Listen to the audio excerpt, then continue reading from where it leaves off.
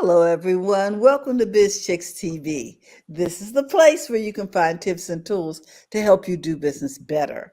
We're here to help you run a profitable business that's fun to run and to take the hassle out of your hustle.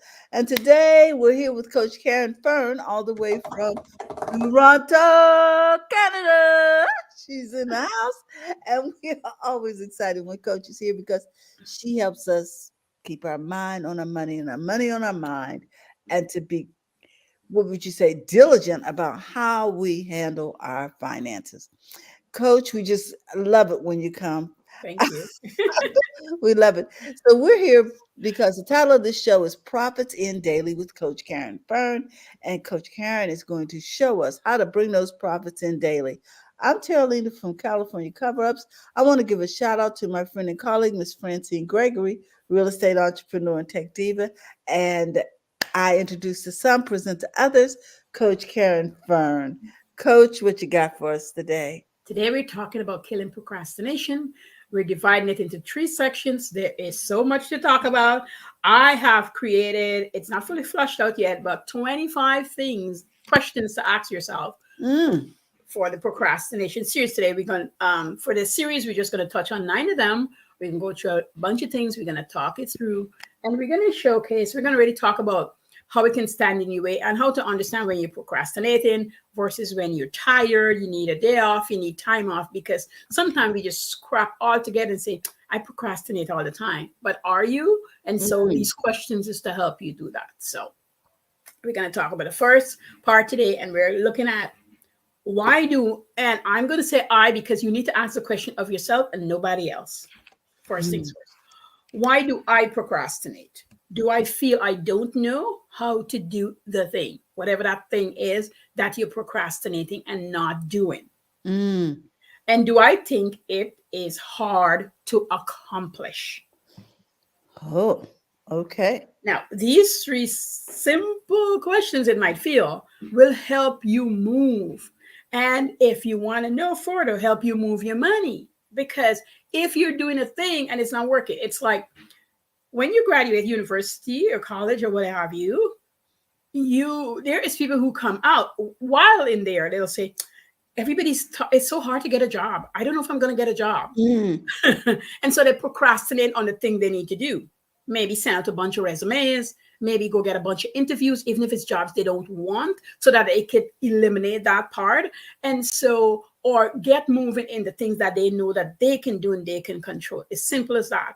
And that is in their blocking of their money. Because if you're supposed to get a job after university and you can't get a job because you decided you can't get a job, so you're not doing the things that will help facilitate you getting the job, and you're procrastinating on it, you're standing in the way of your monies. And it doesn't matter how small.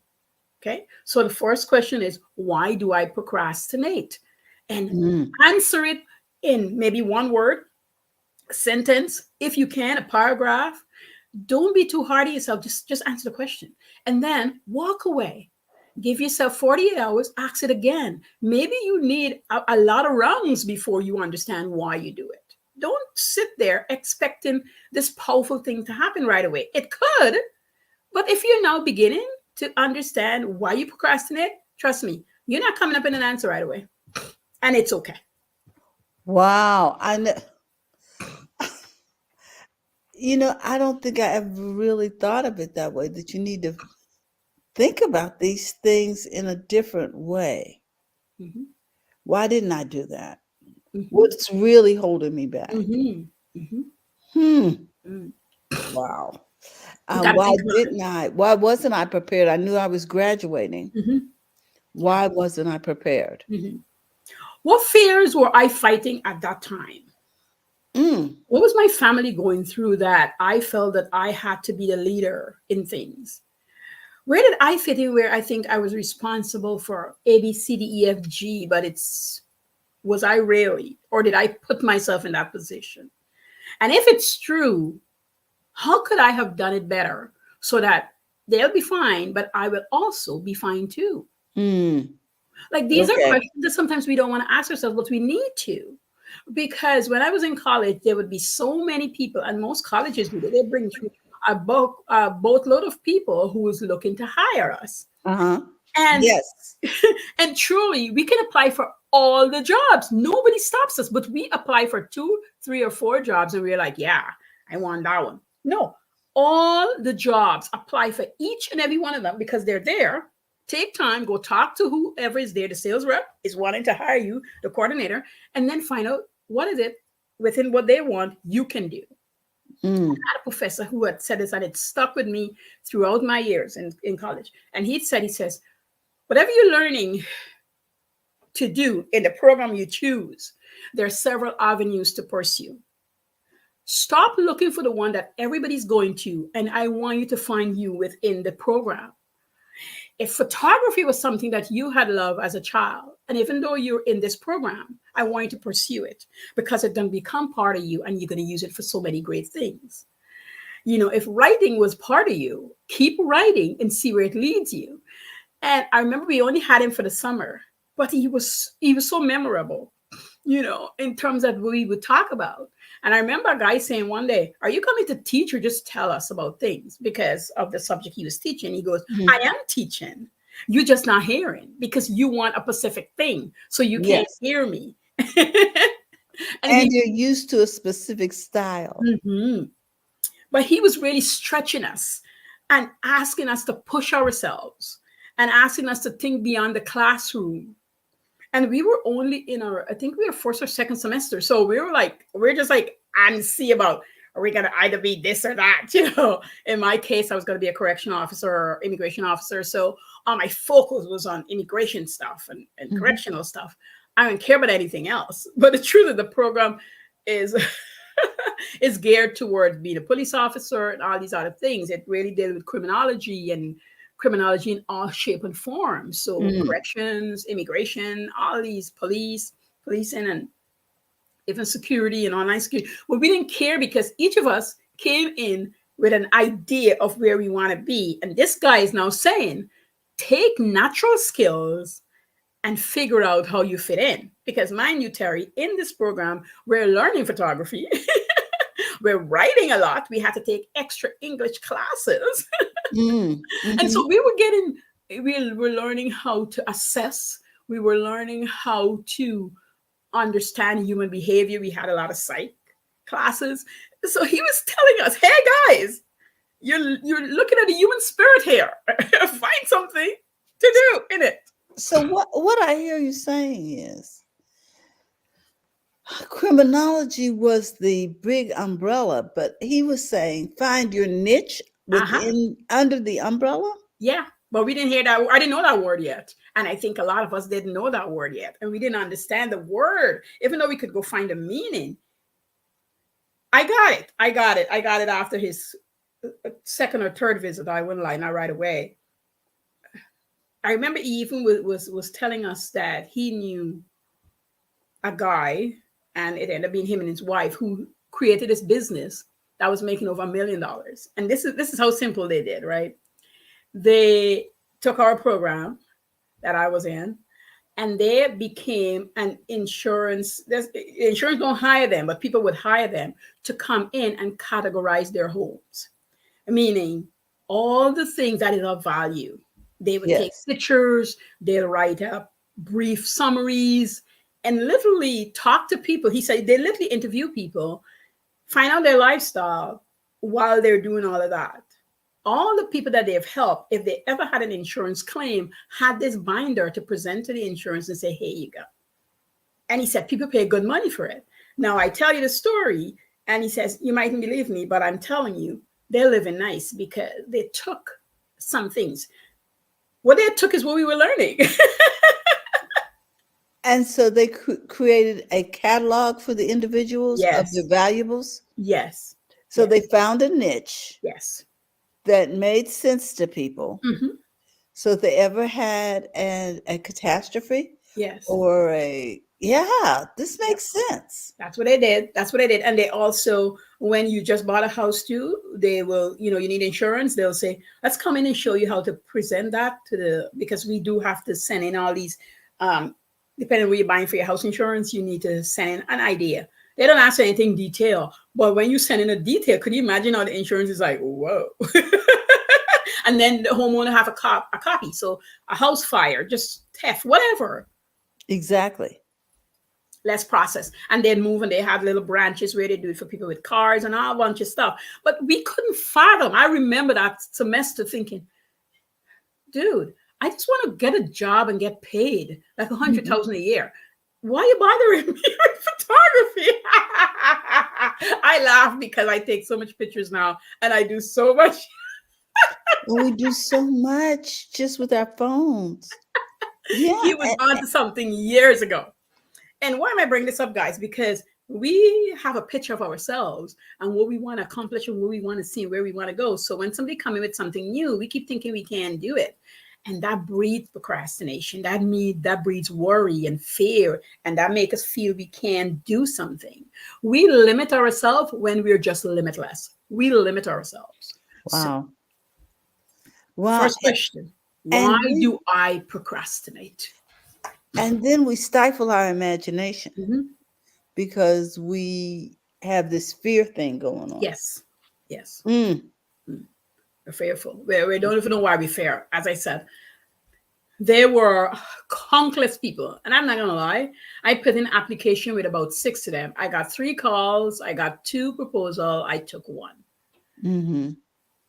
and I stayed in the one. It was beautiful. Like the company I worked for was great, so I didn't have any complaints about them. But I wish I'd explore more because when I did graduate, getting a job where I wanted to get to, I it took me a minute. Hmm. And things were in front of me. So I'm just saying, guys, like think about it. So But if I that is do, part of knowing what you want mm-hmm, and knowing what you're gifted in mm-hmm, and knowing what makes you smile. yes. And how do we learn? By trying, Hmm. by Hmm. investigating, by desiring, and then putting in the work. Nobody knows what they want. Everybody that's millionaire, billionaires started at a place where they were in wonderment, frustration, anger, worry, fear, and Hmm. they're battling through those things as they come along to get there. And then we get to see them there. We weren't in the battleground. We just weren't there. But it happens. Do I feel I don't know how to do it? Because you can be educated in something and still don't know how to do it. I Yes. want you guys to hear this. You could be educated, you could be trained in something and still don't know how to do it because you think you can't do it. Mm. That is a Okay. hurdle to get past.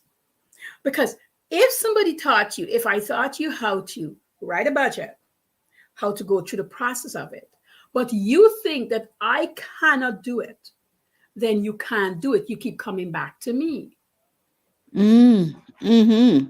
But if you were to pick up the pen and paper, because let's forget technology and say, well, the internet didn't work, the computer got me down. No, if you were to do it, then you would have convinced you that you can do it. And so every time the feeling of procrastination comes your way, which means it holds you back from doing what you set out to do, Uh-huh. you can inform it that you know how to do it. And then you do it. Wow. That's it. Kids will say, Mom, I don't know how to do it. And then you show them that there's Mm. the kids who are going to say, let me try. And Yes. then there's the kids who say, I don't know how to do it, Mom. I just can't. I just I can't. just can't do it. And you feel sorry and you want to hug them. I wanted to. And people might say I'm harsh, but this is the time you hold their hands and you do it with them. Not for them, but Hmm. with them. Hmm. Because then you're starting to build a little itty bitty tiny confidence so that they can take over. This don't happen here, but this is what I did with my sisters and all my kids. When they're learning to write, I will hold their hands and write with them. And Mm. then I will let go of their hands while they still feel like I'm holding their hands. And then eventually I'll loose their hand and then they'll write. My kids write and read very early in life because That's what I did. Mhm. By the time they get to kindergarten, yeah, they're okay. And so they're building that confidence inside of them. Now, that's not to say that things don't happen in life and you get knocked down and you're not feeling that confident anymore, because that's what life is about. Yes. Every time we get knocked down, it's to help build us a little further. This is the part that nobody likes, but it's a must. When you're climbing, you must fall down. It is a must. It's not an Oh my if. gosh. You're right. Nobody wants to fall. Nobody wants to fail. Mm-mm. And I hear this term all the time: fail quickly, so that you. Yes. I guess so because the sooner you get through the failure, the sooner you get to success. As soon as you understand that failure is a must, you Mm-hmm. get back up faster. If you don't know how, now they have the walls. But home, you climb a tree. The first time you climb a tree, guys, if you get to put up 2 feet, you're lucky. 1 foot, 2 foot, you're gonna come back down. Every tree. I don't care how great the tree look. You're on a branch, the branch is gonna break because you Mm-hmm. haven't learned how to shift your weight when you're going up the tree. You see Gotcha. your friends at the top of the tree sitting on a branch. You're like, how did he or she got there? They slept down quite a few times before you ever saw them. So now you think that they can just climb a tree. You didn't see when they fell down. You didn't see when they failed. You know, that is excellent. That is an excellent example. We don't see the failure. And Mhm. a lot of times we are comparing ourselves to people who spent decades failing, decades living with their parents, Yep. sharing apartments. Yep. And now we see them in their own homes and driving these nice vehicles and having a different lifestyle. And we think it's always been that way, Nope. that they just snapped their fingers and Yeah. did it. Ain't happening. I don't care what they tell you. Ain't happening. They fail. They make mistakes. It didn't look right. It didn't look great. And they paddle through it. And they suffer from procrastination too, by the way, just so Mhm. you know. They suffer from not wanting to do or having bad days. They Mhm. might have burnout and don't even know they were. So these are things that's happening. But here's the kicker: you ask the questions and you answer them badly, no matter how. Answer the question badly.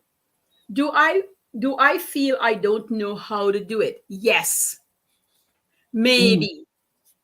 Mhm. Answer the question and then elaborate on the question. Answer, Wow. Okay. elaborate, come back to. Give yourself time. You are building your own textbook to go back to, your Mhm. textbook, your playbook. I never knew I was building it.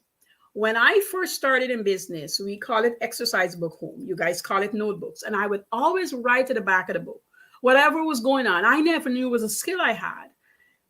I didn't sell enough mithai today. I'm really upset that nobody bought from me. I can't believe I made so much stuff and I'm not selling. What am I doing? Like, I would ask these questions and then be mad and then answer them back at some point. But the back of my books were terrible with notes. And I remember I had a teacher at the time see me scribbling, and he came and he picked up the book. He goes, I'm not teaching this stuff. What are you writing about? That's where I put my frustration. But I had a place to go back to, because over time I start realizing, hey, I'm not selling as much because I came into school all upset and mad. I am not talking to anybody. I'm vexed about whatever happened to me. And that whole day I sold nothing. Mm. Mhm. What am I going to do about it? Because nobody cares if I sell or I didn't sell. This is not anybody's business. Like, what am I going to do about it? And I get the afternoon and I got back home, and the neighborhood people that buy from me bought. And they'll Mhm. come and say, Karen, what's wrong with you? How you feeling? What's going on? Like, big people, young people, they just had love on me.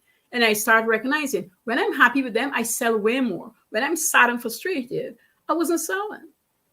Mm. And that was like a ding ding. I'm like, oh, so even if I'm upset when I get to school, I need to be as happy as a lark so that people have the invitation to come in and wanting to buy, because I'm pushing them out when I'm angry, upset, and frustrated, Wow.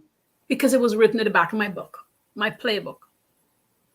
And because our face shows our emotions, are we really Mhm. approachable? And Yes. when you're doing sales, you need to be And approachable. I definitely couldn't have been approachable, but I didn't know it. Mm-hmm. until I investigate. And so these questions is for you to investigate yourself. Wow. You can see what you want. If you're going through customs, and we're taught that at school, but when you're going through customs, don't get all nervy. Like be smiling from within. Learn to smile from within. Then bring the smile to the forefront. Ask the custom officer if they're having a good day. You're not begging them for anything. You're just passing through. The human beings like you and I. They might be Yes. having a tough time somewhere around in their lives. And I remember this officer said to me, "Thank you." Like once he was finished, he just said thank you. He didn't have to Yes. say anything more. I knew what it Somebody meant. asked about me. Yeah, people are people everywhere. No matter who they are people and they're suffering in somewhere because everybody's seasons look different. Mm. And Mm-hmm. so they're going through whatever they're going through. And number three was, do I think, because you want it to be on you, do I think it is hard to accomplish? Because if you Oh. do, it is. And it probably truly is hard to accomplish. But when things are hard to accomplish, you learn so much about Mm. the thing, about you, and about where you can go. So if it's hard to accomplish, yes, it is hard to accomplish. It is hard to write a novel. Nobody lied to you in 10 days I wrote a novel. It is hard. A good, juicy novel that people don't want to put down is a year's work with Mm-hmm. years of experience of what's going into the book. Wow. It is hard to accomplish. And that's why I'm procrastinating because I don't know if I'm any good at it. I'm afraid to try and find out that I'm not a good writer. I'm afraid to find out that I'm not good at sales. I'm afraid to find out that this dream that I had might be harder than I think. Mm. This is why we lie to ourselves and say, this thing is going to take me 2 days, when we know if we were to sit down, it's going to take you 2, 3, maybe even 6 months. Give yourself the time. Wow. You know something we do, we want instant results. Mhm. And we are not gentle with ourselves. Mm-mm. We are our first bullies. If we just want it done, you know what I mean? Yeah. You got to make your first $10 if you haven't in business. I am telling you guys, not 100, $10, $1. And then you make 20. If you want to make $100, go make $10. Because I talk about Mm-hmm. money. So let me just tell you straight up. Go make $10, not your job. Somebody you don't know, sell them something for $10. Mm-hmm. And Mm-hmm. then make a goal to hit $100. The second goal, you can double it. And then you stop and you see how you feel. It's not like you stop selling, but you see how you feel about receiving the money, asking for the money, being Mm-hmm. involved in the process of earning the money. There is no jump and here's some money. Let me just tell you, I'm just going to say right now, it's lies. I don't care what they tell you. It's lies. That first $10, you're going to be frustrated. You're going to be not sure of yourself. You're going to procrastinate to ask for it. You're going to feel ashamed when you actually received it. You're going to think you didn't give people enough for that $10, even though you know that it's worth more than $10. Those are feelings that happens. It doesn't happen to you alone. It happened to you. It happened to me. And it happened to everybody, whether they tell you or not. Mm-hmm. Everybody's got a number. And if you really have nothing, $10 is a big number for you. And if you got money in your pocket, maybe a bigger number is a big number to you. So everybody has their place. But even somebody who make a lot of money, if they made the money working, when they go to start a business, asking for $10 could be just as hard, even if they have hundreds or millions in the bank account. This is something when I tell people say, well, the person is a millionaire. Of course, they don't know. If that specific thing is new and they don't know yet, and it hasn't experienced by people they don't know, Yes. asking for $10 is still hard, whether they Mm-hmm. tell you or not. Asking for $10 is still hard. Asking for $100 might be still hard for them.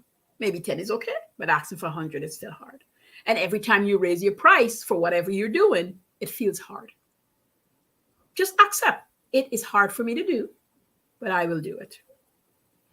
And all of these things center around fear. Yeah. Fear that you'll Procrastination is lose your fear. customer, Mhm. fear that you're charging too much, Yes. or fear that if you don't raise your prices, you can't afford to make the product and sell it at that price. Yeah. You know, Yeah. When I sit down with a client of mine years ago, and whatever she was food she was selling, and I said to her, I said, give me the list of the ingredients. We were pricing. We were at the stage of the business where we needed to price her product. hmm And she let me know I wouldn't understand and I don't get it. And she went through the whole brief and I let her. And then I said, okay, so how am I going to help you today? And she said, well, I want to price it so I make a profit. I said, okay. So sure what? So that she makes a profit. I said, Okay. okay. Oh, profits in daily. I said, so you go away and you make a list of everything that is used for each product, not wide for each product. You need to know how much you use. And she said the exercise took us 3 months. Guys, no lie, it took us 3 months because she fought me on it. But it took us 3 months because she needed to understand. If you put in a pinch of salt, I'm going to tell you how much that pinch costs. She's like, I Mm, can't believe you can do this. Yes, because I need to know how much salt you bought, how many times it was served around, and I'm going to do the division. It's very mm, simple to me. But for the person who don't know, it doesn't feel simple to them. no. And so I go in there, and I'm the kind of person who, if I'm dealing with money and I'm looking after food, I can do other stuff. I will show you how to do labor costs, material costs, all the other things that happens in your business. And I promise you, if you stick to the processes, you'll be profitable. And once we were finished, I recognized that she was charging too little for the product. And I hmm said to her, you have to charge X amount of dollars. And I said, when you first do it, you're going to lose a lot of customers. Are you able to manage? She had a job and she said, I could manage, but I don't want to. I said, okay, we're going to charge half of the people the right price and half of the people the price you want to stay at. And so we did because she needed to go through the journey. People sometimes need a journey. And she hmm went through the journey and she was feeling much happier at the higher price, even though she was scared and worried. And the lower price irritated the heck out of her. And she realized the reason she procrastinate, wait last minute, is because of that price that she knows wasn't working. But she was afraid to change. And once you were able to change it, it was like magic. She felt like it was magic. Like, this is the work that you put in. So every year we know this price, this product has to raise within a dollar or two. Why? Because we're looking at the price of the ingredients and how it raised. We went back to 20, we did in 21, we went back to 20, 21, 2020, 2019. We went back 3 years and we watched the progression of ingredients and what happened and how she charged. She never raised her price, even though ingredients raised. She never raised labor costs, even though she hired people. And she had to pay them more. And so the way large companies get around this is they put less in the bag. Mm-hmm, mm-hmm. They do things. They do two things depending on where they're at. They put less in the bag and they blow it up, or hmm they lessen the employees' hours and they want them to do more. So they do quite a few things to make that make sense for them. Yes, to make And the it's numbers so work. gradual that sometimes you don't notice until you notice. And you're open the bag and you're eating anyway. And if you like the product, you're going to continue eating it. So, guys, don't ever lessen the quality of something. Mm-mm. Keep the quality, increase the price, or lessen the amount in there. And if people love your stuff, and there's the other thing we have to niche into, who is our great customers? And I wanted her to just have this small niche, which she have right now, just a small group of people that pays her, and half of that money goes back into finding new clients versus keeping this amount of people that can't pay her or won't pay her.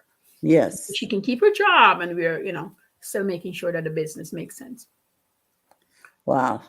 So Procrastination. Oh my goodness, coach. This has been a lesson today.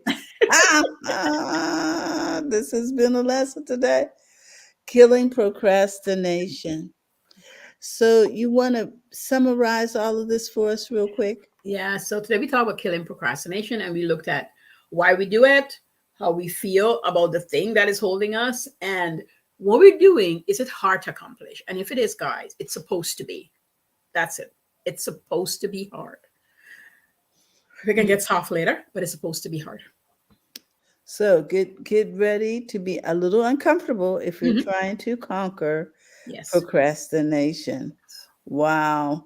Coach Caren, I just want people to know that if they're looking to meet up with you, they can use this link. Is that correct? Yeah, making use of it. Okay, so we will make sure that that link goes in the comments um, so that people know they can book an appointment with you. I'm putting it over there right now as we speak. And also, we want people to know that you do workshops.